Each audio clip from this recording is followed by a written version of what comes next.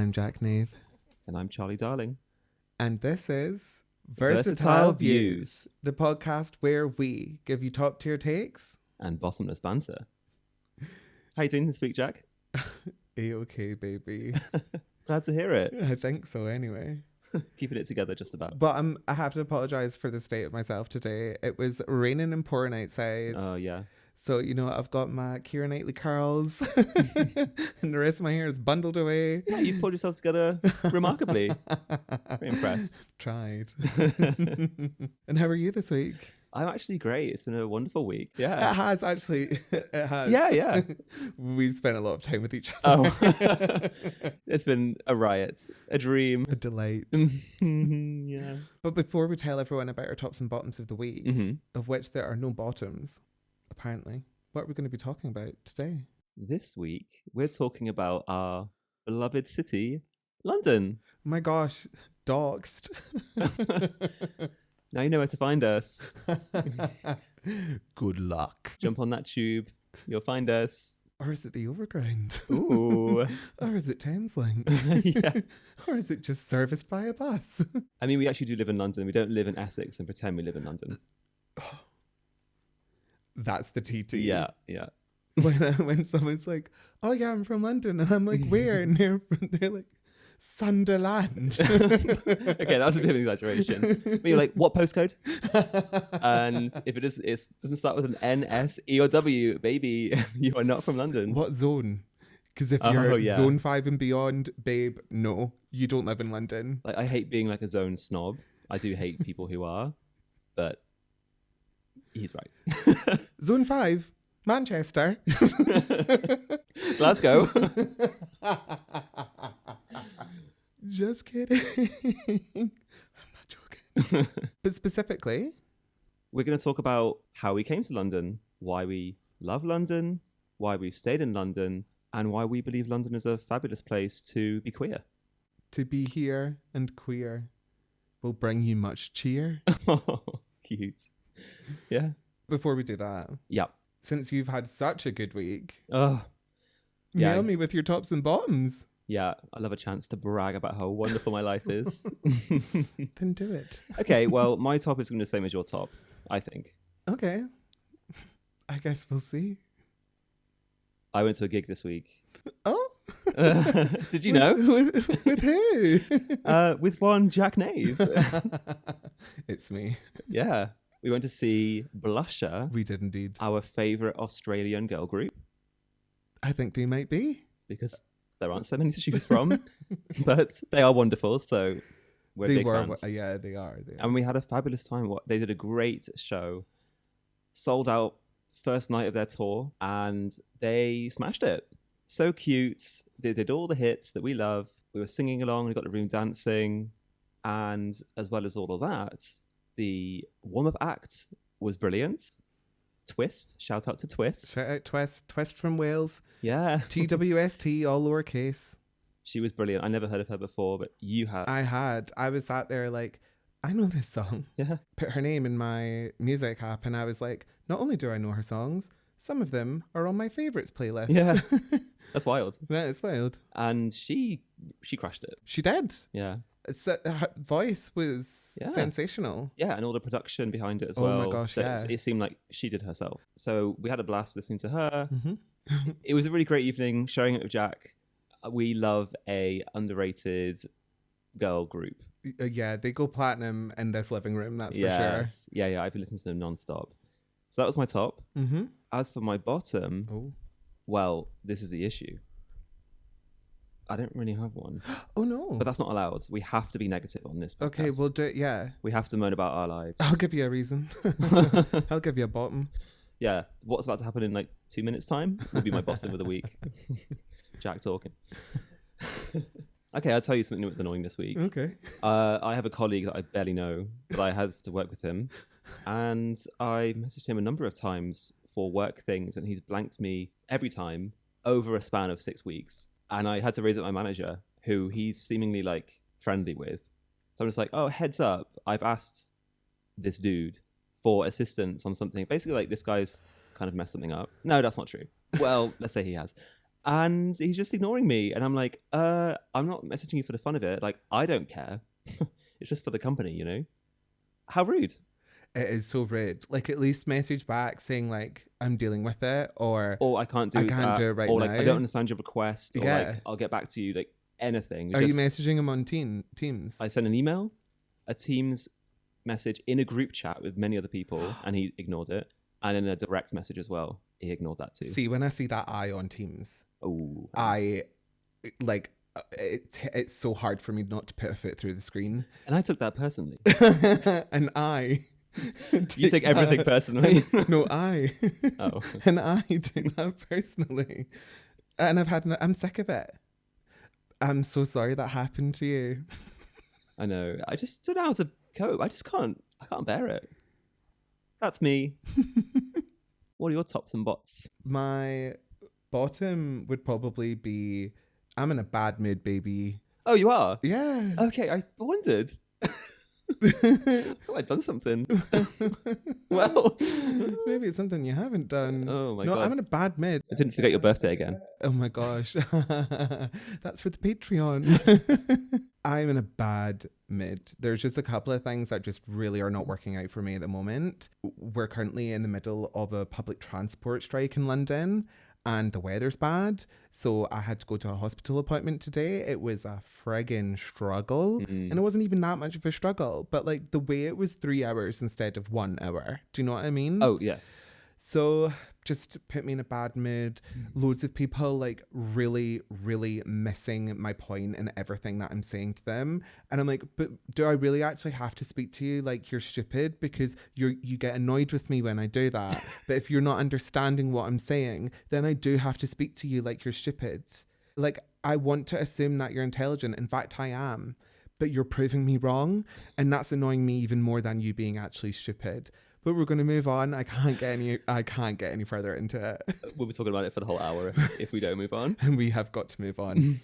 Top of the week. Yeah. What was it? It was going to the Blusher concert. I have to say the gig. It was a Blusher gig. It was thrilling to see Twist live, especially I hadn't realised I was such a fan of her music. Listening to her live, I was like, whoa, I can't believe that your voice requires that little polish. Yeah.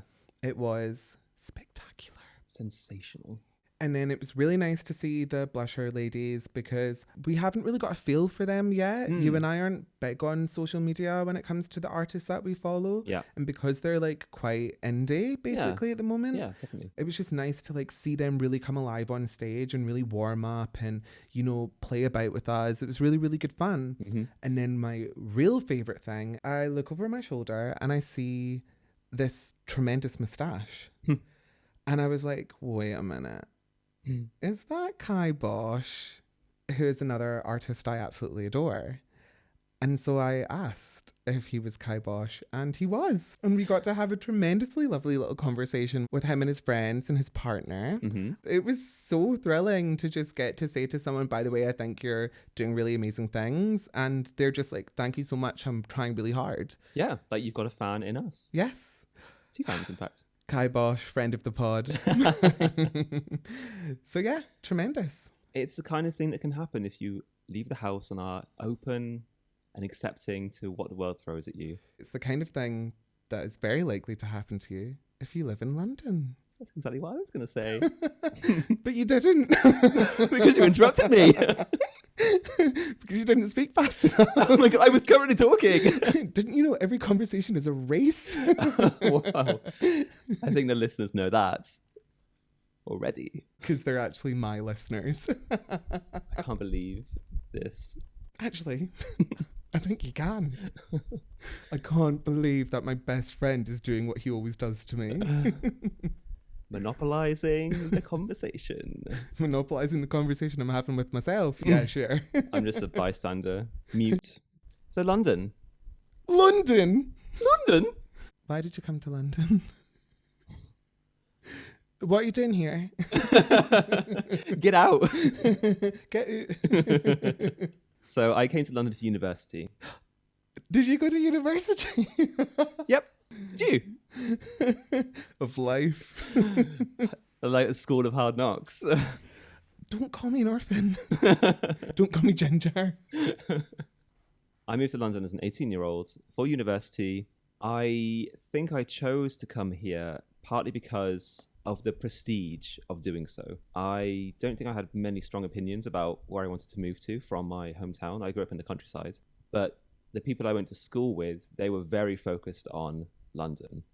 And Interesting. I kind of got swept up with them. So I applied to some of the universities in London, and I was accepted, and so I moved here. Into all of them. Yes, I was accepted into all of them. I friggin' knew it. I knew it. I'm trying to be humble here. You're not succeeding. Because you won't let me. You won't let me, lie. Because I know in your heart, you're like, I'm so proud of myself. I'm so glad you asked me and brought that up. You're like, don't stop telling everyone. It's so embarrassing. Stop telling everyone how intelligent I am. Stop. To come from a small town to the capital city was quite a transition. But I think doing it as a university student is pretty good because obviously you do it with hundreds, thousands of other people. So I made friends in halls, on my course, and had a support network pretty quickly. And that was the beginning of my experience here. It developed quickly over the years and has gone through many iterations. Well, when you came to London, yeah, were you a homosexual? No. Yeah, I just remembered that when you were telling me. I was like, wait a minute. Strag it. Stragatoni. I was like, no, there's something. This needs to be brought to light. There's something sinister at play here. I have something to confess. My gosh. Okay, interesting. I was straight and I came out at university in my second year. Interesting. So, yeah, my freshers... Oh. Oh. That's a story for another time. I think that is, yeah. We can both talk about our comings out another time. Yeah. Mine was much sooner than yours was. Oh, yeah. So, yeah. No further questions? No further questions. How did you come to move to London? Because actually, I don't know. You don't know? I'm sure you told me, but I don't think I have told you. Oh, I'm excited then. So, essentially, I moved to London and then immediately moved to France. My first job straight out of dance school was working for a theme park in France. Enough said. If you can't figure it out, you shouldn't be listening to this podcast because you're not clever enough. So I went to France by way of London, and then I came back in January of 2012. Yeah. Because my uncle was down here and I was going to move in with him. But also my mother lived down in London. She had moved quite recently. We no longer had the family home up in Scotland and have been here ever since. Yeah. Okay. So when you moved back to London, you were working here? Well, I went to a ballet school in the Midlands, the West Midlands specifically, because London is essentially the hub of the dance world in the UK, but also partly in Europe. Yeah, yeah. Some companies don't make it to the continent. Instead, they were doing auditions here. Remember, this was pre-Brexit. So things were much smoother back then in terms of moving around the continent. And that's what I did for my first 3 or 4 years here in London. I was a dancer and I didn't like it. So I stopped. Yeah. So that's why London called to me and I answered. Were positions as a dancer easier to find in London? They did more of them as compared with other parts of the country, right? I went to a ballet school, graduated, didn't go to a ballet company, but I also hadn't been at a school in London where you would find an agent. Yeah. So I was a freelance dancer and had to go to open calls. Yeah. They were really only doing open calls in London. So it was also advantageous to live in London because I would be there at 6 a.m. queuing and I'd be at the front of the queue. Yeah. And then you would see all the law that had arrived from Manchester at 7. Yeah.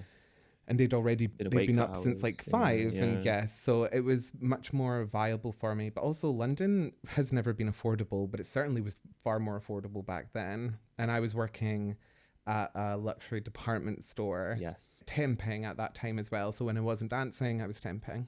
And you were staying with your family? Yeah. Do you think if all those things hadn't aligned, you wouldn't have... No, I would have still been in London. You would have made it work. But my experience would have been fundamentally different. Yeah. Interesting. Yeah. So that's how we came to move to London in the first place. But then I think both of us fell in love with it. Yes. Over the years, I don't know about you, but sometimes I consider, could I live anywhere else? Should I leave London? No. The answer is no. Yeah. We love London, and we're going to talk about why. I find it really hard to contemplate even leaving. Mm-hmm. And I play this game with myself when I go to other places. Yeah. It's a really boring game because the answer is always, I have to remain in London. Yeah, you start comparing like for like, and you're like, well, all these places come up short. And why do you think that is? I want to hear some of your favourite things about London. London. So clearly, London has a lion's share of opportunities in terms of education, jobs, culture. I think for me, the thing that I've really fallen in love with, coming from a small town in the countryside of England where everyone is the same, London is so diverse. Variety is a spice of life. I genuinely believe that. I agree. And I can never get bored of it in London. One of my favorite things is meeting people from other countries. Oh, yeah. And tell me where else you could meet people from Mongolia, Australia, Brazil, Canada, South Africa. Myanmar. All these people are in London. And London. Oh my God. You've unlocked a vocal tick. Great. We need some more of those, don't we? So as well as the people, then you've also got the opportunity to experience those cultures. You've got all the restaurants serving those foods. Oh, the food here is so good. I know. I'm so tired of the slander on social media when people are like, the food in the UK is shit. No, but remember, we've just said that it's other cultures have the better food. Yeah, of course it does. Are right. Beans on toast is a crazy thing to behold when you haven't grown up here. Yeah, but then you eat it and you're like, oh, this is top. Or not. Hot or not. It's good. With a bit of cheese on there. Yeah. Num, num, num, num.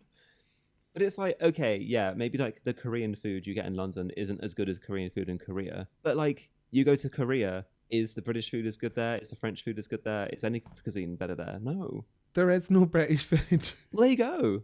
That's what I'm saying. Yeah. It's just mince. Oh, no, I don't agree with that. It's just mince and potatoes. But it's done to such a high level.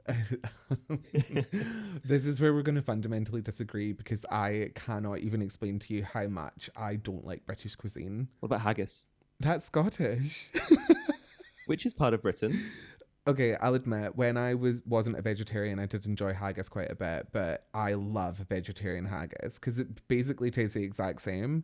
And I know that it hasn't like been through several animals. Whatever that, yeah. All of the livestock. I've actually never tried haggis. Oh, well then. We should do a live. Hod your reached. It's a Scottish expression. It means shut the front door of your face. I knew I wasn't like to swear. No. In addition to that, you can experience those cultures from all around the world in terms of the culture, like art and exhibitions and shows, performances. They will all come through London too. Fail to see what's funny. I agree with like all the shows and stuff, but there is a lot of art that we've stolen. So I just am a bit wary of saying that. Sorry, as a Scottish person, I'm much more keenly attuned to the flaws of colonialism. As an English person, I'm completely blind to all of this. You're not blind, but you just forget like a little bit sometimes. That's not true. You literally just forgot it. That's not what I meant. Oh, okay. I meant like traveling exhibitions, like when you have like a Japanese artist does a like that thing at Tate. Yeah, at the Tate Modern, there was that house thing. Yeah, for sure. That's what I mean. I wasn't talking about like, we can go see. My bad. What else about London do you love? The city feels large enough that you can disappear, but small enough that you can be recognised. So, you've been with me. I walk all over London and I just will bump into people. True. From so many different parts of my life. You're a big name on campus. I was, no Emphasis longer. on big. I hate fat jokes at my expense. And I love the efficiency of the city. I know I am upset with the strike. I'm not upset with the strikers. I think they do deserve better always. Unions are the way to go. But I love hopping on that tube and being there in like 20 minutes. Yeah. Do you know what I mean? Yeah, definitely. It's sensational. I love the part of London that we live in that almost has like it almost has village vibes. Yeah. And then you are on the tube for 20 minutes and you're in the thick of it. Mm-hmm. I do think it draws such interesting people. I love meeting new people. It's one of my favorite things. I used to pretend it wasn't, but it actually is one of my favorite things. I just think it's a really interesting place to learn about yourself. Absolutely, yeah. It's challenging. It isn't for everyone, and that's all right. But much like New York really calls to me, I think if I was going to live anywhere else, it would probably be New York. If you have like just enough of a thick skin to really push through, you're rewarded for it. I concur. I think something also that's laudable about London is its nightlife. Yes. I know it's not as good as it once was. I think it has... I'd be cautious saying that because I feel like everyone has such fond memories of when they were going out at their youngest. Right. But, oh, well, no, you do have a point though, because a lot of it has died. Never mind, you're right. Sorry, carry on. Yeah. Making your correct point that I interrupted with my wrong interruption. Won't be the first time. And it won't be the last. In terms of like all night parties, I think London isn't the best place for that. Like, it's not a 24-hour city, really. Okay. There are some places to go, but compare it with maybe places in Asia. Oh, that's in the US. They tea. are like real 24-hour in cities. the US, maybe? Surely like Vegas and maybe LA and New York are like they're 24-hour cities. I guess if you go to a casino, Vegas is like that. Yeah. But I remember it doesn't matter. Yeah. Well, I was just thinking in comparison to Paris. In Paris, like if you were hungry at 2 a.m, Sozhan, you were waiting until the boulangerie opened at 7 a.m. Mm-hmm. And I was there waiting. For your baguette. And my pain au chocolat. No, don't say that. Pain au chocolat. Pain au chocolat. What I mean in terms of the good nightlife is more like the variety of it. Again, variety, that's the word of the week. There are a lot of creative people in London who put on great shows. So in terms of musicals, plays, live music, gigs at pubs, all kinds of venues, concerts, drag shows, theatre, just everything. You could do a different kind of show every night of the week without struggling. Probably without traveling more than half an hour from where you live. Yeah, true. You just don't have that in many other places in the world. No. That's what keeps it feeling alive and me wanting to stay longer. Because if I were to leave, yes, I've had an amazing time and I could leave and live somewhere else, I'd be missing out on so much. That's the thing. It's very much FOMO. Yeah. I've said to so many people that I'm like allergic to leaving London. I actually find it so hard to make myself like decide on dates that I won't be here and book travel to somewhere else knowing that I'm not going to be here for like a week. You can miss out on so much in that 1 week. Definitely. And you just never know. Prime example, we went to go see Kylie Minogue in Glasgow. Yeah. My favourite podcasters were over in London and I missed their live show. That weekend was amazing. That is what happens. I choose to leave London and I miss out on something. But it isn't all fun and games here. No, there are some drawbacks. There are quite a few, but none spring to mind. So moving on. One of the things I find quite oppressive about living here, and especially because I've been here for like almost a decade and a half, is the astronomical inflation that has occurred. It just gets so incrementally expensive over the years, but all of a sudden it's like, how am I on genuinely 3 times what I used to earn? And I still feel like I'm, scraping by. Like living the same life you were 5-10 years ago. Definitely not to that extent. No, I mean, you but I wear jewellery now. In London, I can get like sucked into my little Jack hole. It's like, come on, Jack, break free of that. Go to a different part of London. Go and see something different and something new. And then the dating. Then you end up having to date in the place that you live because people genuinely say they're in a long distance relationship if they live in different parts of London. And it does feel like that. That's funny. I didn't even write dating as one of the bad points of London because it is one of the bad points of London. It's one of the worst points of London. It didn't even occur to me, but... I mean, bot dating, for me. If you wanted dates, you could go out and get them. I've tried. And you've had dates. Okay, well, good dating Oh, is well, non-existent. you don't deserve in London. none of us do, apparently. Mm. Relating back to a point we made before about the FOMO, the pace in London is relentless. Oh my gosh. And it's something I struggled with in my 20s. There's a kind of that fear of missing out, but it's also the fear of not keeping up. So if you are not like pedal to the metal in every aspect of your life, especially because I had my uni cohort that I kind of graduated into London with, so I could see them, and some of them extremely successful people, working for very high profile companies, earning great wages, buying properties in their mid-20s in very nice areas, lavish holidays, or, you know, this kind of stuff is right next to me. I was in my own lane and struggled with that in my 20s. I'm sure you can relate to this, right? Oh, 100%. Yeah.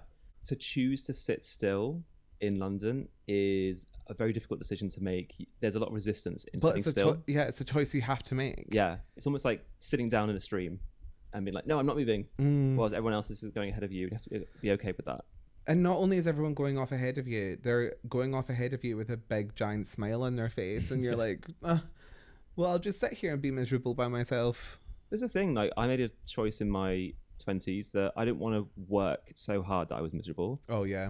And I don't regret that choice. Like, every day that I have a chill day at work, I'm like, it was a good day. Yeah, true. Whereas my old housemate who decided to work for one of the big banks and would cry every night because her boss was screaming at her for being terrible, but was earning twice my salary, I was like, I could never do that. There's no money in the world that's worth that.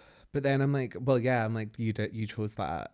Yeah. There's so many people that I've like worked for as an assistant, and they're like, this is crazy. I can't believe they're asking me to do this. And I'm like, I can. They're paying you like six figures, but like high six figures. Wow. This is what you chose to do. This is the job you prayed to God for. Like, just earn your money. Well, it's a salary you pray to God for, perhaps. What did I say? The job. No, I'm sure they would have prayed for the job. Okay. Do you know what I mean? Like, you interview for a job. Yeah. This can extend to your love life as well. Mm-hmm. Although, I think that's a topic for another episode. Yep. We've got plenty of stories. Yeah, but I just mean... Good and bad. Mostly bad. You know, when we do know people who have found their person in London, and it's like, I mean, they're in the minority, right? But they found them and they're so happy, and it's all over their social media, and we're like, oh yeah, thrilled for them. Well, that's why originally we didn't become good friends right off the jump. Because I thought I was happy. Because you thought you were happy. And I knew you weren't. No, I'm joking. I was not that prescient. I was not that prescient. Seeing you and that person having what looked like a permanent jolly, I was like, do you know what? Mute. Forever. That is so valid. And that's why I never reply to any of your stories. That's obviously such a joke. I reply to every story. Do you? Get the receipts. I can't wait to show them.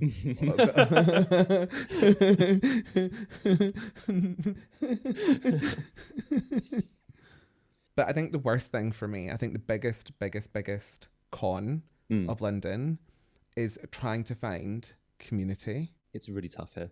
It's really hard. Yeah. I think it's the hardest. That's why when I said earlier, if you've got thick skin and you can push through, but getting there is difficult, and it is a lot of trial and error. Yes. And if it isn't, good. I'm so glad. I'm so happy for you that you found your people immediately. But for me, it really was not a straight path. Well, it was never. For you, it was a little bit of a straight path before it became a gay path. There was quite a deviation. I still think we did pretty well navigating all of that. I know people who've moved to London from other countries, and it's taken them years to find anyone they would call their community. And that's if they stay. Yeah, because some people stay here for years and then like, oh, London's not for me because I never really found my people. And it's such a shame. I can totally relate to that difficulty. These communities are there and you can easily find them, but to actually join it authentically and be accepted by it is difficult.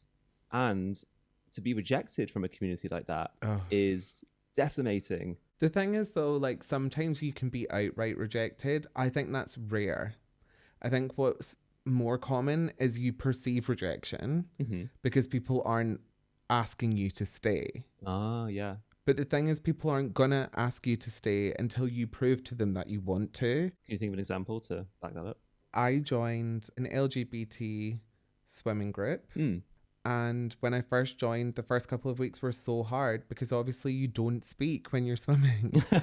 What do you do? I mean, obviously you swim, but like what is it, just swimming lanes? Like swimming lanes? Yeah, you're in swimming. Yeah, you swim lengths. But I didn't know how to swim. Oh. Remember, because Really? we never spoke about this. I mean, yeah, we must have. Because I was at ballet all the time. Wow. So I had never learned how to swim. I mean, if you throw me in some water and I'm not going to immediately drown, like I could... Well, you just stand up. I could crawl, but I couldn't do any lengths. I didn't know how to do any of it. And a lot of the movement that dance asks of your body runs counter to what you would be doing when you're swimming. So I had never pushed myself to learn, and I actually didn't have the time. I was like dancing 12 hours a day by the time I was, 14. Yeah. So I wasn't speaking to anyone, and no one was speaking to me. And then eventually I just pushed myself to like go up to a group of people and chat to them. Week 3, it felt good that I was speaking to them, but no one was inviting me to their conversation, right? But then week 4, I pushed myself into a group again.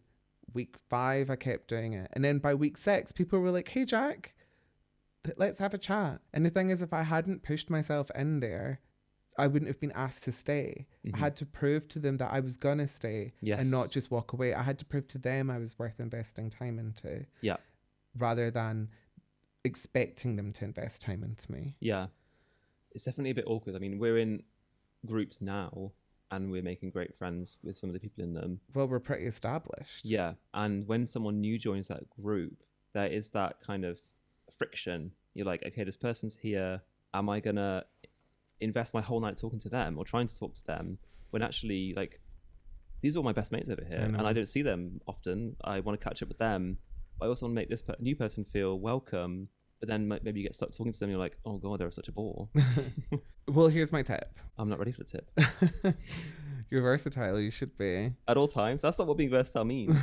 So my tip is, if you're the new person, work the room, introduce yourself to everyone, and like don't act nervous, because that is the biggest turn off ever. It kills a conversation. And if you're acting nervous, that means you're feeling nervous, and that means your brain is not working right. Yeah. Whereas if you start acting confident, you'll start to feel confident as people are more responsive to you, and then that's it, you've done it. If you are not the new person, you should go and say hi to them. Yeah. You know what it's like on that first day. You know what it's like to feel new. And if it wasn't a struggle for you, well, then, go to therapy and realize other people have interiority, and go up and say hi to them. If they're a bore, introduce them to the person in the class you like the least.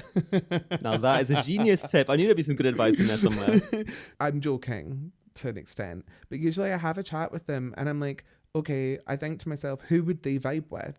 And I'm like, hey, have you met this person yet? They're new. And then I say their names, and then I say, oh, I'm going to get some water. And then I leave. Never to be seen again. In the dark of the night. So that's my advice. I think that's great advice. Thanks.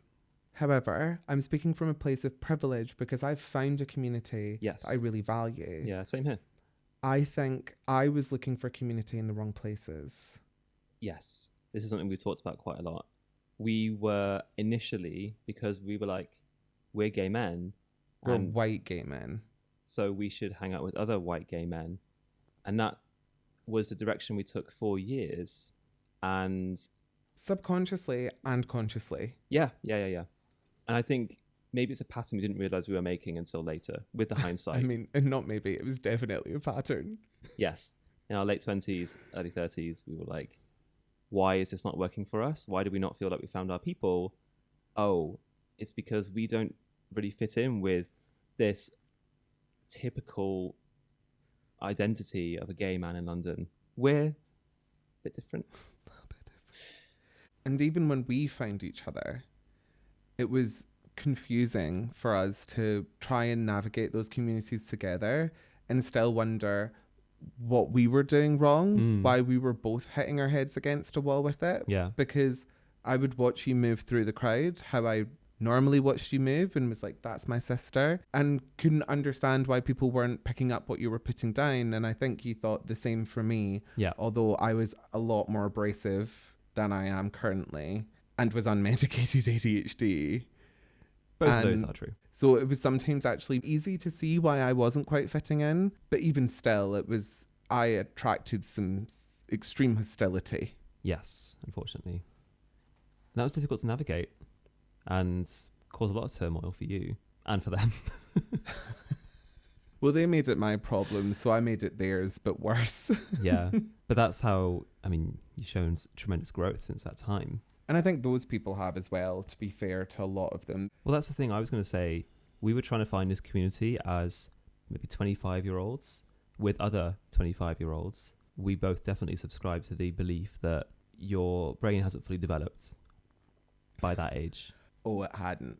So it just led to a litany of crazy situations, people acting the fool, drama. Ugh, it's so tedious. I didn't enjoy it.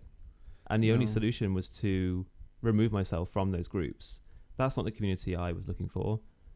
And that's not the community I found. It was kind of years later, finding a community that I did feel I fit in with, that I realized that I've been making a mistake looking for a community in exclusively gay male groups. The secret was to find a group that was diverse, with different gender expression, different sexualities, different genders, ages, different body types, races, ethnicities. That's when I was like, oh, this group cares about each other. We come from different perspectives, but we are willing to meet in the middle. Well, you start showing up for each other rather than just for your common interest. Yeah. Or for the things you have in common by nature of the way you were born. Mm-hmm. You have to dig a bit deeper, maybe, to find connection with those people, but then you get dividends for doing so. It's like much more fertile ground to plant your time and your energy, and the resulting relationships that blossom are way more rewarding and unique and special. Well, I think you nailed it when you said you might have to dig deeper to find connection, but then by virtue the connection's already deeper. I think that's what was interesting about us finding each other. There were actually so many things that we had in common, but I think it was actually our differences that ended up leading to us, really forming our sisterhood. Mm-hmm. Yeah, absolutely. Our sorority. I often say that the reason we enjoy each other's company is because we come from such different perspectives. So when we have an experience we talk about together, we have different views on it that augment the other person's view of that experience. And that's why our views are versatile. It took me a lot longer to find my community. Yeah. Than it did for you. When I saw you find your community, I was very jealous, but I was also extremely proud. And it did inspire me to dig deep and figure out what it was that I wanted from a group of people and what I could offer that group of people. It's about the give and the take. We're all about the give and the take. What can I offer you? What can you offer me? Mm-hmm. It has to be a mutual exchange. Definitely. Because otherwise it doesn't work. If it's just people taking and you giving, or vice versa. Mm-hmm. Mm-hmm.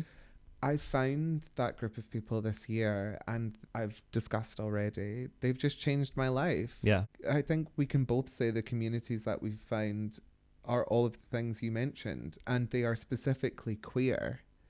And because of that, we can revel in our differences and appreciate each other for them, rather than trying to suppress those differences in order to conform. Yeah.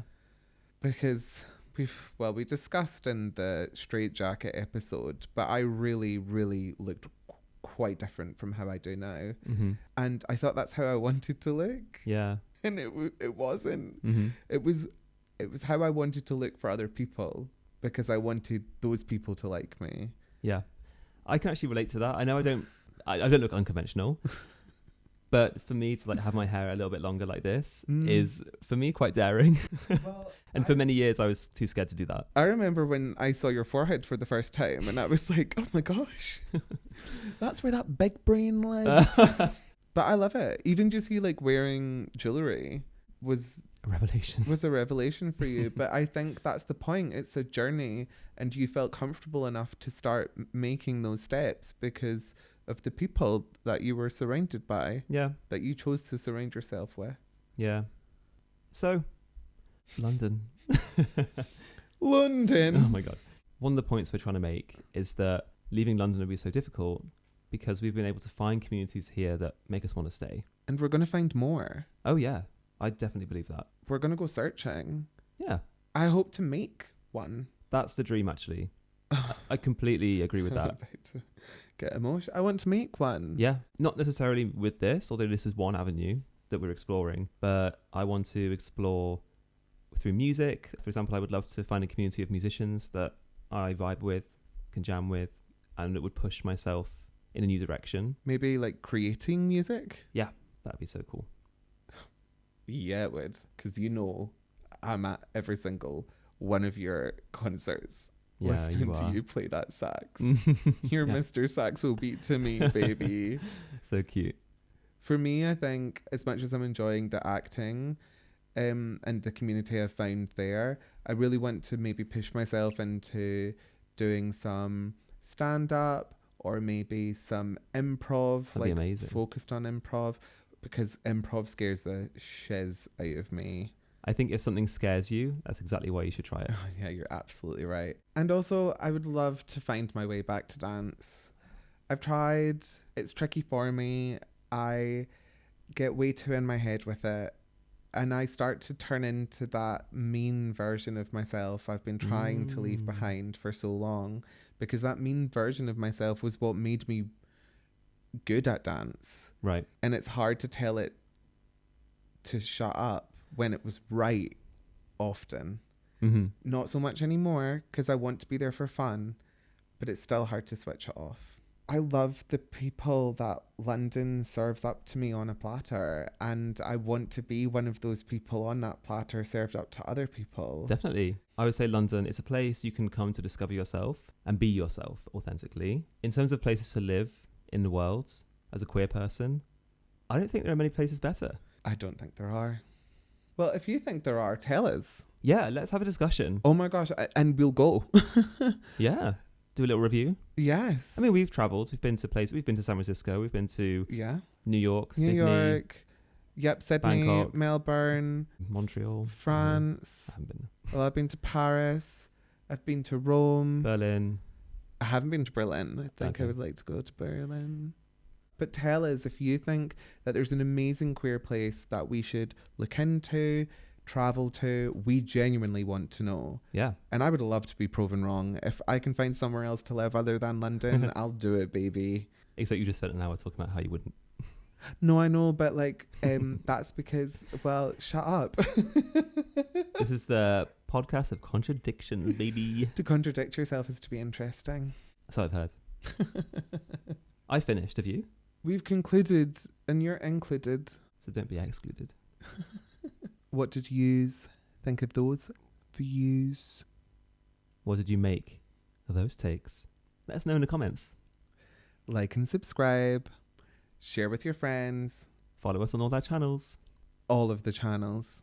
We're going to have so many channels. Bye, Zamanelli. And remember, you can tune in every week Wednesdays wherever you get your podcasts. And watch us on Fridays on our YouTube channel. Also on Sundays, exclusively on YouTube, you can find our reviews or our reviews. See you there.